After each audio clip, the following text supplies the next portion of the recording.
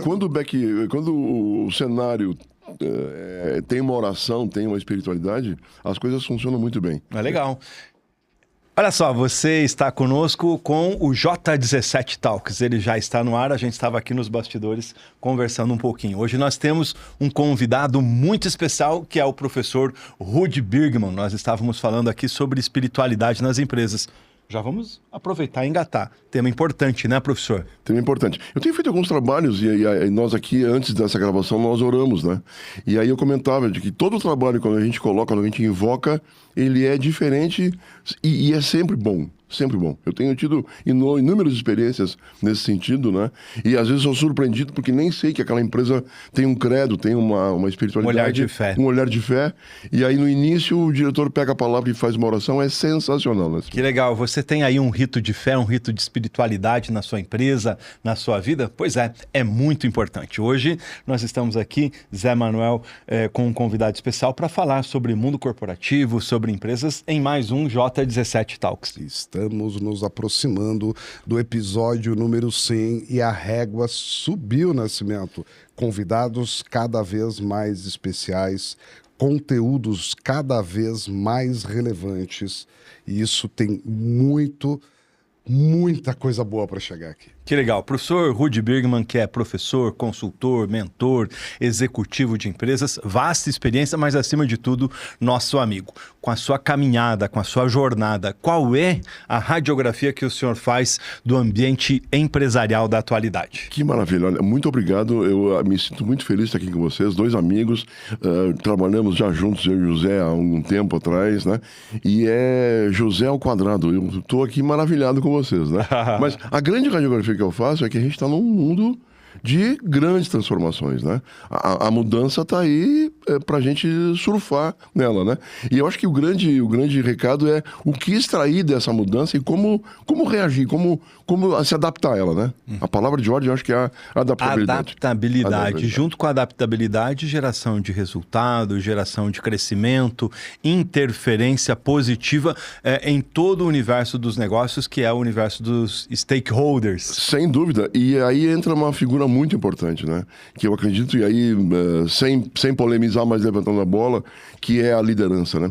Eu acho que tudo que acontece numa empresa, na sociedade, é fruto de liderança. E, na minha modesta análise, eu acho que a gente está passando por uma crise de lideranças. Não sei se vocês concordam, está aí a palavra na mesa. A gente vai chegar lá e vai apertar ele nessa questão da liderança, né, Zé? Professor Rudy tem algumas décadas de experiência treinando líderes e equipes. Por onde que vocês andaram juntos? Por vários lugares. Por vários lugares muito bacanas. Conseguimos desenvolver projetos também que impactaram muitas vidas. E uma coisa que eu observei na minha carreira, e aí eu gostaria de fazer essa provocação para o professor, é treinar lideranças hoje tem sido um desafio quando a gente observa 10, 15, 20 anos atrás. Por quê? Porque as pessoas mudaram, o mundo muda, o comportamento muda, várias questões acabam mudando. Mas eu tenho percebido que hoje tem sido muito mais difícil entregar conhecimento relevante para as pessoas. Não sei porque talvez elas estejam menos humildes ou têm muito acesso à informação e imaginam que já sabem demais. Ou quando nós vamos entregar conhecimento, eles já têm uma carga relevante de conhecimento e fazer essa sintonia tem sido difícil.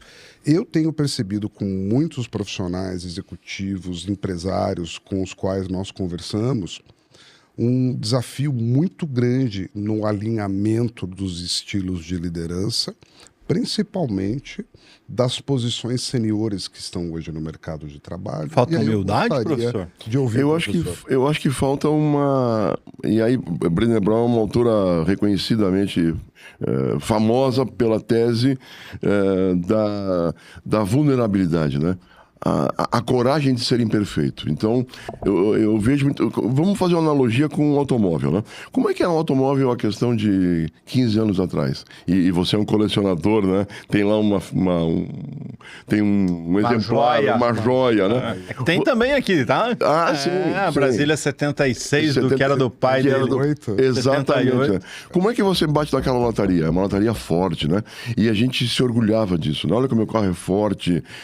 E aí você compara com o carro de hoje, é um carro que quando bate, ele quase que despedaça, quase que dá perda total, né? Mas o que acontece? Qual é a diferença, né? O automóvel antigo, onde é que a energia era canalizada? Pro corpo, né? Quer dizer, a pessoa ali dentro quase que não sobrevivia. Ela recebia todo o impacto, toda a energia, né? Quando o automóvel agora é mais frágil, entre aspas, por uma questão de tecnologia, de estudo, de ciência, a pessoa tem mais chance de sobrevivência. Ou seja, o automóvel fica destruído, mas ele absorveu toda a energia, ou quase toda. Então eu acredito que nesse particular assunto é a liderança desvestir a sua carapaça, a sua armadura, e falar no mesmo nível, talvez uma oitava abaixo, e assumir que não sabe tudo, que pode mudar a opinião. E essa geração que está chegando no mercado, ela precisa disso para se sentir engajada. Então eu vejo que esse fator é importante. Tem um gap de informação, tem uma necessidade de informação e de conhecimento nessa geração, e quem pode nutrir é o líder, mas muitas vezes ele não faz esse papel. Professor, a gente quer seguir num roteiro quase que didático e pedagógico aqui com o professor. A gente vai voltar para essa questão de liderança com dicas super práticas. O que a gente viu, né? O senhor falou de mudança, de cenário, trouxe para nós uma radiografia falando especialmente da liderança, mas a gente viu uma mudança muito forte acontecer em 2 momentos. O primeiro deles foi durante e no pós-pandemia. Teve um chacoalhão ali de arrumação nas nossas vidas e nas nossas empresas. Sem dúvida. E assim, o que para a gente comparar, né? Eu trabalhei numa grande empresa onde a sede era no Rio de Janeiro. Como é que funcionavam as coisas assim? Por que mudou tanta coisa? A gente saía para uma reunião às 10 horas da manhã, saía no dia anterior, pegava avião, hotel, saía das 4 horas da tarde para poder chegar no aeroporto, poder viajar à noite. E era o Brasil inteiro, eram 25 pessoas que se faziam esse mesmo trajeto. E ficava-se numa reunião das 9 às 11 da manhã. 11 da manhã saía, almoçava, voltava cada um para o seu aeroporto, para a sua base. Quer dizer, o que isso significou em termos de custo, de dispêndio, de risco? Eu perdi amigos em acidentes de trajeto. Quer dizer, hoje a gente aperta um botão e está lá. Então, essa diferença... Outro paradigma, né? Usando a palavra antiga. E a pandemia acelerou isso. A pandemia acelerou isso. Por conta da gente ter que ficar isolado, a solução foi aprender. E você lembra, quando a gente mudou, nós éramos professores nessa época, sim, os alunos quase que não iam às aulas, não aceitavam ir às aulas. E o que é não aceitar ir à aula? Era uma loucura ministrar uma aula no início desse processo, porque era todo mundo de câmerazinha fechada, microfone fechado. Até por uma questão de inclusão tecnológica, né? Nós não estávamos preparados. Não estávamos. As empresas não tinham sistemas. Veja que nesse período cultura. Surgiu o Zoom, surgiu... Não havia cultura. Exato, não havia cultura. A gente só tinha um Skype, né? Para fazer essa reunião online. Pouca gente tinha, poucas empresas tinham sistemas, né? Então surgiram novos sistemas, tivemos que nos reinventar e se obrigar a utilizar, né? E a nossa sala de aula virou o escritório da nossa casa, um estúdio. Sim. E a metodologia de ensino, né, também, né? Quer dizer, é usar ferramentas ágeis, é usar gamificação. Não é o professor só ler o slide e... Você sabe que alguns fazem assim, né? Até alguns palestrantes muito famosos fazem assim. Repete slides das suas apresentações. Tá lá no YouTube isso, né? Mas enfim, o fato é que a gente teve que se adaptar para tornar uma aula mais atraente para o aluno, que é o fundamento da nossa existência, é o aluno, né? Há mais ou menos uma década atrás, o professor Ruide e eu trabalhamos juntos. E nós tivemos o prazer de levar para o mercado algo que era muito novo, impactante, mas que hoje já está bastante desdobrado, ainda bem, porque o mercado percebeu que isso era importante, que a gente tratava como choque de gestão ou change management, quando nós observávamos que uma empresa tinha um problema dentro dos seus diferentes níveis de staff e precisava ressignificar as pessoas, ajustar o comportamento. E nós utilizávamos algumas máximas. A primeira era o storytelling, porque o renomado psicólogo Jerome Brunner sempre disse que você entregando um conteúdo técnico através de um formato lúdico, você aumenta em 25 vezes a capacidade de absorção. Imagina. Jesus já tinha dito isso nas suas parábolas também, né? Claro, primeiro... E nós fazíamos exatamente isso. Criávamos toda a ambientação física, tudo isso. Nós já estávamos, naquela época, muito acostumados a trabalhar com o formato remoto, porque nós atendíamos empresas em diferentes locais em toda a América Latina. Nós tínhamos colaboradores lá em João Pessoa, no Nordeste, na Índia, na Austrália. Nós já estávamos habituados a trabalhar nesse formato online. Então, para quem já vinha desse formato... E nós entregávamos muito conteúdo. Muito conteúdo, né? Pelo formato online, né? Mas não era EAD. Era um formato muito bem gamificado, parecia uma rede social, onde todo dia entrava um post que obrigava a pessoa a interagir em troca de pontos, lembra? Então, nós tivemos uma dificuldade muito pequena, ou quase nenhuma, para ter essa adaptação. Eu lembro que, em algumas ocasiões, a dificuldade era da outra parte. Para que pudéssemos fazer reuniões online, para nós era muito fácil, muito produtivo, muito tranquilo, mas as outras pessoas tinham muita dificuldade de instalar o Skype, de instalar o Zoom, de acessar as ferramentas. Incrível. Dá até risada, porque é impressionante. Como era difícil, né? E nós podemos classificar por diferentes níveis de dificuldade a evolução para adaptabilidade. Então, algumas empresas se organizaram e reagiram muito rapidamente, positivamente, aos efeitos adversos da pandemia, e outras não. E até hoje eu encontro muitas empresas, que não mais conseguiram. uma vez eu digo que não há certo nem errado, que não aceitam o remoto. Por quê? Porque não há uma cultura e uma metodologia de acompanhamento, controle, ritos, um playbook que consiga acompanhar bem a produtividade das pessoas à distância. Sem dúvida. Não, e essa questão toda, José Manuel, ela também implica numa série de outras funções, de outras atividades. Vamos pegar, por exemplo, um médico, né? Você vai fazer um exame, o médico te dá uma guia lá para coletar alguns exames, né? Aí você sai do laboratório com um login e uma senha. 2 dias depois, você entra lá, tá lá o teu exame e a consulta vai ser daqui 1 semana, né? Aí você chega lá, abre um PDF, lê e tal, e tem um laudo. Olha, isso aqui aconteceu tal coisa. Você vai lá no Google, coloca aquela situação, você tem tá passando por um mal-estar, uma situação. Pior, você vai lá, coloca no Google, dá um Ctrl-C, Ctrl-V, Ctrl-C, Ctrl-V, ChatGPT, Google e tal. Bom, aí você começa Quase a ver que sai a receita. que tem associação que trata daquilo, que tem tal. Aí você pega aquilo, daqui 15 dias vai no médico. Chega no médico e mostra o exame e diz assim, doutor, o que eu tenho? E esse doutor que tá atendendo N pessoas antes de você, você o que você espera? Que ele te dê uma resposta resoluta. E aí o médico é pego de surpresa. Quer dizer, tem um cara que tem um laudo que ele não pode entrar no Google, não pode entrar no GPT, ele tem que ter isso preparado para dizer no olho do cliente, do paciente, concorda? Então exige uma situação aí, mudou, né? Mudou a relação do médico-paciente por conta disso. Estamos na pandemia, mundo novo, sociedade nova, histórias novas. Daqui a pouco a gente chega na era da inteligência artificial. Quero te perguntar o seguinte, receita do Dr. Rude, é preciso mudar? É preciso mudar sempre. Esse é o detalhe, né? Eu tô com 65 e não parece, hein? Parece uns 80, né? Mas é verdade. E assim, quando a gente consegue compreender esse fenômeno, que a gente precisa mudar sempre, olha, é libertador. É libertador, tá? Você falou da sua idade, eu tenho 56. Ao longo da nossa história, o que a gente mais experimentou foram processos de mudança. Você falou dos carros de alguns anos atrás, e aí a gente vai ver da nossa educação, do aprendizado, da tecnologia, né? Hoje, no mundo empresarial, no mundo corporativo, coragem para mudar faz muito a diferença. E mudar em que sentido, professor? Eu acho que é mudança no sentido de se autoconhecer, ou seja, olhar para si, entender gaps, entender fortalezas e que se desenvolver. Quer dizer, vamos pegar essa atividade que você tanto aí me honra falando do ser professor. Já vai para 20 anos que eu estou em sala de aula.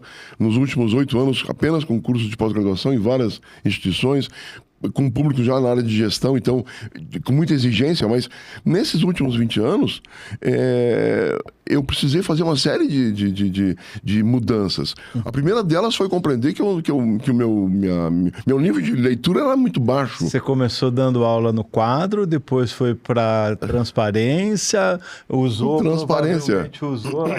aquele negócio no álcool, né? Mimeógrafo. Mimeógrafo, né? Fez prova mimeografada. Do Rude, quando praticamente não existia o audiovisual, há bastante tempo atrás, ele já criava os vídeos, já editava os vídeos, montava as histórias. Ele sempre teve um cuidado em criar conteúdo com uma riqueza bastante diferenciada para que fosse atrativo. Deixa eu te contar, eu estava com um amigo, o Roberto Galli, da Target Serviços de Tecnologia, foi entrevistado aqui nessa mesa, nesse podcast Conversa de Valor que eu tenho, né? E quando o Roberto, a Target, lançou o ClickView, que rodava em nuvem, era um dos primeiros sistemas que rodava em nuvem, eu acompanhava o Roberto como professor para explicar o que era a nuvem. E eu fiz uma animação, né? E nós fomos em várias grandes empresas apresentando o que era o conceito de nuvem. E claro que as pessoas ficavam temerosas, porque o computador está aqui do meu lado, agora está onde esse negócio? Quer dizer, que não existe processamento local, não tem que ter investimento. E foi assim, ou seja, então a gente tem que fazer uma catequese muitas vezes da mudança, né? Mas só quero fazer um breve parêntese aqui, que é assim, né? Como é que eram as mudanças aí, a questão de 30, 40, 50 anos atrás? Elas eram muito comportadas, eu diria. A cada 10 anos, ciclos de mudança, né? 5, 10, 15, 20 anos, né? Então, Revolução Industrial, Primeira Guerra Mundial, Segunda Guerra Mundial. E lá em 80, 70 e poucos, internet. Quando a computação, ela acelerou, ela proporcionou uma série de situações, que é o que a gente estava falando agora de mundo virtual, em função de tecnologia. Não existia capacidade de processamento e passou a ter. Então as mudanças, elas passaram a ser mais frequentes e mais amplas. Ou seja, acontece um negócio aqui, do outro lado do mundo a gente já sabe o que aconteceu. Não é? Então, assim, esse ritmo das mudanças, ele acelerou, ele amplificou, e a gente está por bem ou por mal, como dizia o saudoso professor lá que eu tive no Rio de Janeiro, nós estamos nesse processo por bem ou por mal. Mas por que as mudanças acontecem, professor? Se estava tão bom e vinha funcionando até agora, e deu certo até agora, porque em time que se ganha você mexe, né? Mas por que eu tenho que mudar? É uma depuração. Né? Vai, traduz essa para nós, essa é boa. É uma depuração, eu acredito. Eu acho que isso é para nosso bem. Eu acho que eu entendo, eu quero crer dessa forma. Eu não quero mudar. O ser humano não gosta de mudança. Fique tranquilo que se a gente pudesse voltar pro ventre da nossa mãe, onde a gente teve os melhores 9 meses da nossa vida, comendo, bebendo, dormindo, sem nem sequer abrir a boca, era uma maravilha, né? Mas assim, olha, nós estamos aí, talvez vocês dois peguem, mas eu provavelmente não pegue. Nós teremos uma grande revolução quando uma grande equação se resolver, que é a computação quântica. Verdade. A computação quântica vai revolucionar a forma como um processador trabalha. Hoje, um computador lê 0 e 1, é binário, né?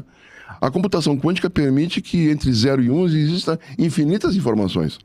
Então esse processamento só não acontece hoje, porque ele está todo já desenvolvido, ele só não acontece hoje porque não existe condição de resfriamento do núcleo do processador. Ainda. Mas nos próximos 20, 30 anos... já vai acontecer. Vai acontecer. Você falava, eu lembrei da famosa lei de Moore, que é a questão do armazenamento, do processamento de dados, que ela já ficou velha e ultrapassada.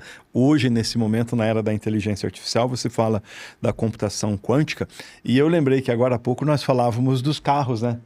Fusca, Belina, Brasília. Quando lançados, eram o que representava o que existia de mais avançado em termos de tecnologia. Eu adoro ver comercial de lançamento de carro. Né? A gente vê era fantástico. Era fantástico para a época, né? A pessoa dirigindo sem cinto de segurança, fumando.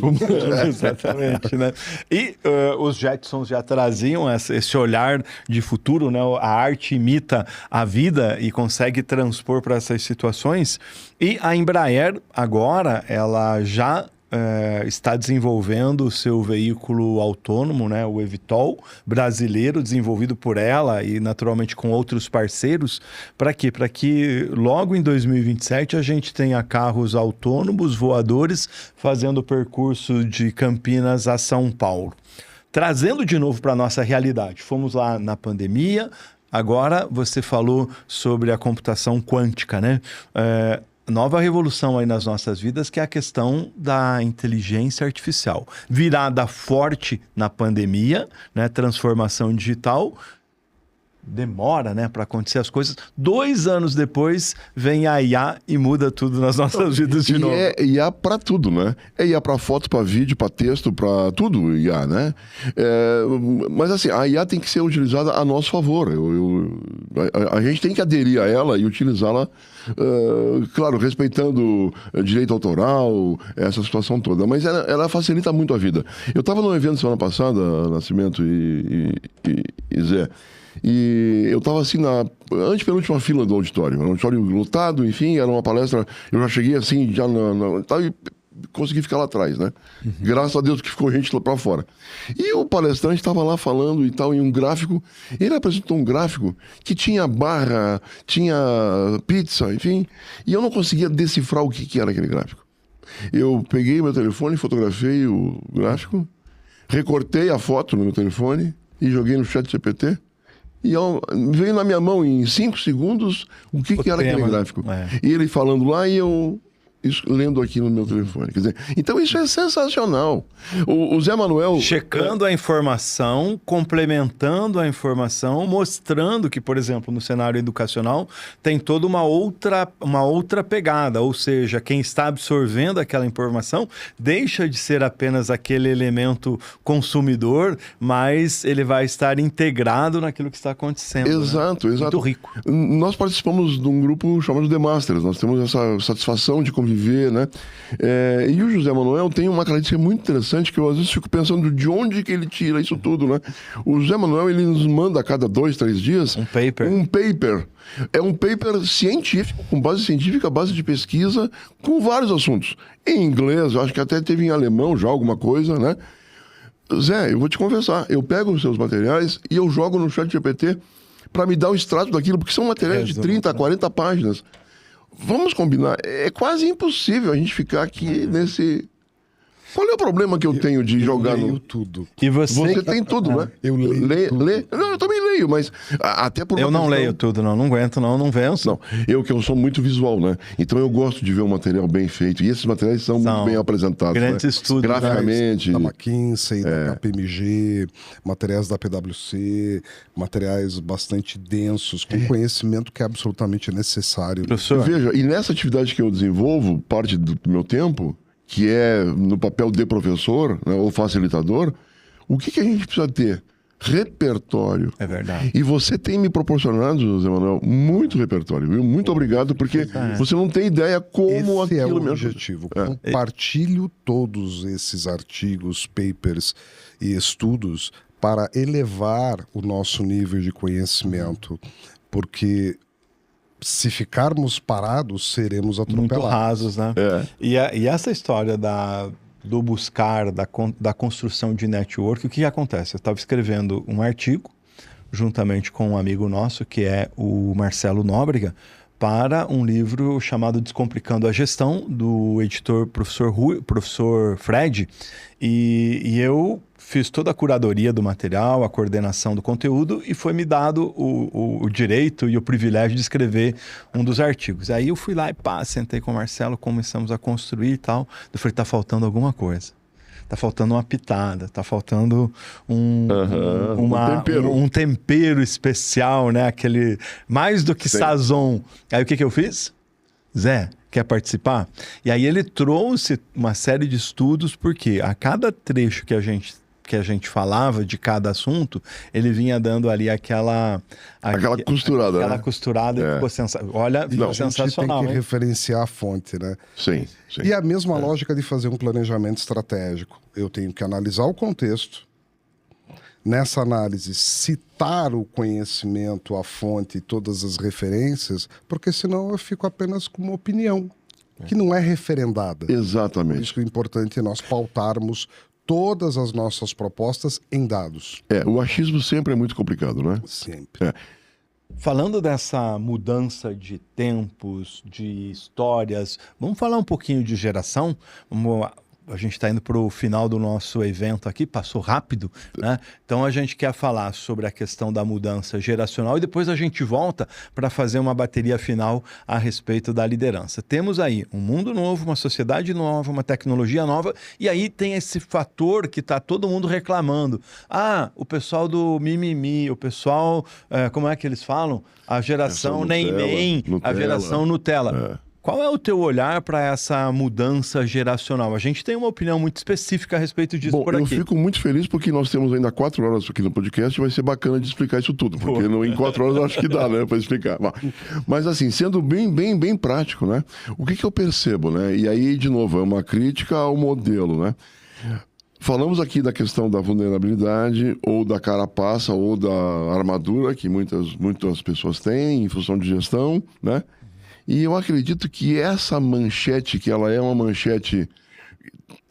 Claro, existe um percentual que tem essa característica, mas essa manchete ela está sendo utilizada de forma maquiavélica, sendo que Maquiavel foi um grande estrategista, né? A palavra Maquiavel é utilizada de forma pejorativa, mas Maquiavel foi um dos maiores estrategistas que nós tivemos no Ocidente, né? Verdade. E essa forma maquiavélica, ela esconde uma improdutividade, uma incompetência da gestão. Pois é. Por quê? Porque é muito mais fácil. Eu, como gestor, que estou numa empresa lá há 10, 15 anos trabalhando, onde eu já fui testado, então eu tenho uma confiança do dono, e vamos falar no mundo real, né? Eu sou o dono da verdade, né? A vida toda. O mundo irreal é aquele onde a empresa tem 5, 10, 15, 20 níveis. Isso são 3% das empresas. O grande volume das empresas é a empresa que tem 3 níveis. Não é isso? A estratégia, o tático e o operacional, quer dizer, e o gerente está nesse nível tático. Esse gestor, ele tem essa confiança do dono, ou seja, ele é pago para resolver problemas com aquele modelo mental que era assim até então. Bom, esse gestor chega na mesa do chefe e diz assim: chefe, essa garotada não quer nada com nada. Manda embora. E o cara manda embora. E ele ganha aí 6, 8 meses para chamar um outro. E daqui a 6, 8 meses ele diz: olha, esse cara não quer nada com nada. Por quê? Porque ele foi incapaz de estender ponte, ele foi incapaz de desenvolver as pessoas. E é missão do líder desenvolver as pessoas. Delegar, acompanhar, não delargar, né? Então, eu acho que esse assunto ele é um assunto bem polêmico, Zé Nascimento. Agora, nós apontamos o dedo e falamos que a parte da culpa está na liderança. Se você estivesse sentado na cadeira quente de um líder, com meta, com resultado, quais são as decisões, as alternativas, ou na cadeira de um CEO ou na cadeira de um head de recursos humanos? Porque uma coisa é a gente falar aqui, né? Lá na sala de aula, outra coisa é sentar lá. Quais são as recomendações práticas para quem está nessa cadeira hoje? O que eu vejo? Eu vejo que uma das saídas é trazer boas referências, é buscar fermento para essa massa, porque essa massa existe, né? Ora, se eu tenho na cadeira quente, como você colocou, se eu tenho isso como no meu nível de consciência, eu vou buscar a solução para isso. E muitas das vezes está fora da empresa. Por isso que hoje um consultor, um profissional mais sênior, tem muito valor, né? E eu procuro, assim, nos meus trabalhos, honrar esse valor. E eu tenho feito muitos trabalhos nesse sentido, onde eu sou chamado para colaborar em situações que são espinhosas, muitas das vezes. Aonde aquele gestor, aquele cara da cadeira quente, ele não se sente em condição de falar o que tem que falar. Então, qual é o meu trabalho, né? Eu sempre digo assim, né? Eu trabalho como consultor, como consultor eu faço 10% do meu trabalho. Como professor em treinamento, eu me sinto como um alfaiate. Eu entendo a necessidade da empresa e eu prescrevo soluções. E aí eu desenvolvo conteúdo, metodologia, eu escrevo artigo, eu faço quiz, eu desenvolvo ferramentas de avaliação durante o treinamento para conseguir entender como é que as coisas estão indo. Então eu acho que trazer um olhar de fora é sempre uma boa prática. Né? Claro que alinhado aos valores da minha empresa. Né? Mas, enfim, essa resposta ela não é simples e ela não é rápida. Caso a caso é um caso. Construção. Né? É construção. E lá no chão da firma ter a humildade, a grandeza de dizer o seguinte: eu quero mudar, eu preciso mudar, tenho um ambiente externo de desafios, preciso construir o resultado agora, mas preciso olhar para frente também. Que é a tal da ambidestria, né? Ou seja, é isso aí. Esse é o Recebi uma aula de ambidestria Strategic Foresight recentemente do professor. Ah, é sensacional, né? Fala um pouquinho para nós do Strategic e joga a última pergunta para o professor.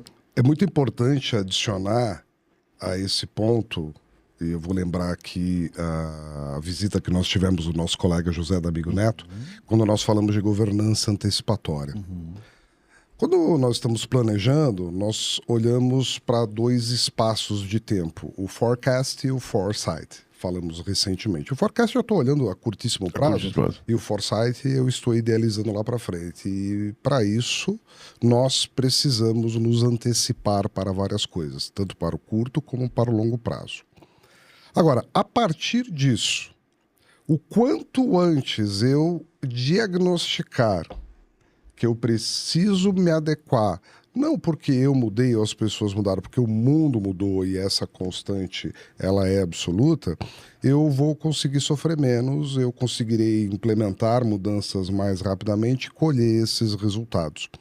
A prática do planejamento e do replanejamento constante acaba sendo necessária nas organizações, porque você tem um concorrente novo, enfim, variáveis, Brasil... O cliente muda.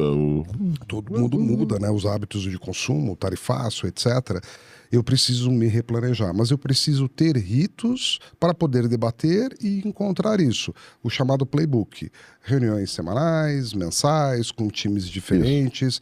Eu preciso compartilhar, inclusive, todas as visões e estar aberto para receber as outras visões internas e externas. No momento em que todas as posições de staff se abrem para isso, elas estão permitindo receber informações externas que geram sinais e que, ao mesmo tempo, permitem que elas possam se planejar, replanejar e se antecipar para curto, médio e longo prazo. Como isso deve ser tratado como uma rotina pelos líderes para que eles se mantenham sempre à frente dos seus concorrentes? Então, você trouxe aqui José D'Amigo Neto, que é referência na área de governança, sucessão, profissional extremamente respeitado, referenciado, né? Eu vou trazer um outro na mesa aqui que vocês com certeza concordam, e eu digo o seguinte, Zé, eu acredito que isso tem a ver com cultura. E aí nós temos um profissional sensacional na área de cultura, que é o Adildo Nascimento, que tem feito um trabalho Estará muito... aqui daqui a pouco. É o próximo. Próximo episódio. Que coincidência, né? Que tem feito um trabalho magnífico, magistral nessa questão. Os dois estão conosco, com licença, né? Dentro do projeto Entre Drones e Dinossauros, um projeto colaborativo, cooperativo de construção de conhecimento. Então, vejam, essa questão que você coloca, Zé, no sentido de passar a ser rotina esse revisitar o planejamento, eu acho que passa por uma questão de cultura, ou seja, talvez o número 1, o fundador, tenha que inocular essa mudança e é cultural. Uau. E você sabe que cultura, eu sempre comento isso, né? Cultura é um transatlântico, que não dá um cavalinho de pau no oceano, né? Não é um jet ski. Jet ski você movimenta, maneja, né? O transatlântico não. Então isso implica num olhar para si e dizer, poxa, se até então eu ganhei desse jeito, agora a coisa é diferente. Tem um autor que eu gosto muito, chama-se Simon Sinek, que tem 2 livros interessantes. O primeiro é o Comece pelo Porquê, né? E o segundo é o Jogo Infinito. O Jogo Infinito, ele nos leva a refletir e a acreditar e a entender que as regras que gerem uma empresa não é um jogo de tênis que tem regra, que tem tempo, que tem o set, que não é um jogo de futebol, né? Ainda que futebol a gente tem as regras um pouco complicadas, mas o fato é, quando a gente fecha a empresa, o mundo não para. O concorrente não para. O mercado não para, a tecnologia não para. Quer dizer, aí eu fecho a empresa às 6 horas da tarde, às 8 da manhã, mudou. Então é um jogo infinito, é um jogo que não tem regra definida. Eu não sei o que vai ser daqui a 5 anos, a minha empresa, mas eu sei que ela vai ser diferente. É um mundo novo, Esse é o ponto. Quando Um mundo novo. A gente fala dessa questão de mudança, desse olhar, dessa radiografia toda que nós fazemos, uma das coisas que a gente não pode perder de vista é que, até então, as companhias elas tinham um olhar, para produto e outro olhar para cliente. Me chama muita atenção o que o Kotler fez agora. Ele passou a vida toda fazendo marketing 1.0 até o 6.0, e o último livro do Kotler é Human to Human, né? De pessoas para pessoas. Então temos uma nova realidade, e dentro dessa nova realidade, novos olhares. Falávamos recentemente com o Zé e com o nosso gerente de marketing, que é o Júnior, que empresas não podem mais ficar olhando só no cliente, só no produto, tem que olhar para toda a sua cadeia. E a força que a comunicação tem, né? Gestão de crise, a questão do posicionamento, a questão reputacional, a questão do relacionamento com toda a sua cadeia. De engajamento, né? Muito importante. Engajamento, né? Última pergunta, professor. A matadora e a saideira, tá? Estamos numa sociedade, como a gente viu, estudou e radiografou aqui com você, aprendemos muito, que é a sociedade do Quiet Ambition, né? De uma ambição menor das pessoas, de um reposicionamento de todos. E temos o dilema da liderança. Qual é o conselho que o professor Rudy Birgman dá para os líderes da atualidade que estão especialmente nos postos de comando das nossas empresas? Como conselho, né? Eu acho que a gente tem que vestir mais as sandálias da humildade, do entendimento de que as pessoas realmente, genuinamente são importantes numa organização. E aí, de novo, né? A gente vê muita propaganda em relação a isso, mas vê pouca ação, muita iniciativa e pouca acabativa, como muita capinha de revista? Muita capinha de revista, né? E eu acho que essa é a questão, é vestir a sandália da humildade e, olha, eu não sei tudo, eu preciso aprender com quem está chegando, que muitas das vezes não tem a experiência que eu tenho, mas ele pode me ensinar a ser alguém melhor. Eu iria nesta linha, Nascimento. Muito bem. Zé, vocês caminharam junto em vários projetos, em várias empresas. Por favor, faz as honras aqui do J17, presente VIP, hein? Eu gostaria, em nome do J17, agradecer pela sua participação aqui no J17 Talks, compartilhar as pílulas de sabedoria e conhecimento conosco. E nós preparamos um presente de agradecimento que tem significado. Ele vai ajudar você a cuidar da sua saúde. Receba das nossas mãos o presente simples, humilde, mas com muito carinho. Olha, eu fico extremamente agradecido. Eu quero dar parabéns a vocês por esse projeto, porque gerar conteúdo não é algo simples, não é algo fácil, né? E vocês, com certeza, nessa caminhada que está indo para quase o 100º episódio, olha que maravilha, que beleza. Olha só, gente, que produto bacana, rapaz, vai me ajudar muito. Calor e frio. Vai me ajudar. Você que passa o sábado todo dando aula, treinamentos, você vai lá e faz inveja pro pessoal. Muito obrigado. J17 na cabeça, olha que maravilha. Obrigado. Olha, muito honrado de estar aqui com vocês, pelo convite. Obrigado, esse programa eu assisto, eu consumo, né? E vocês têm feito aqui um trabalho sensacional. Parabéns. Obrigado ao J17 por essa oportunidade. Sucesso. Muito bom. Professor Rudy Birgman, muito obrigado pela sua companhia, pela sua presença, pelas informações. Meu amigo, professor Zé Manuel Catarino Barbosa, muito obrigado também. E as suas despedidas. Muito obrigado pela participação, obrigado por ter nos acompanhado até agora. E você sabe que aqui você consome os melhores conteúdos na presença das melhores mentes da gestão da atualidade. Obrigado por estar aqui conosco, obrigado, professor José Nascimento, pela sua condução maestral. E obrigado, professor Rudy Birgman, pela sua companhia. Até o próximo J17 Talks. Tchau.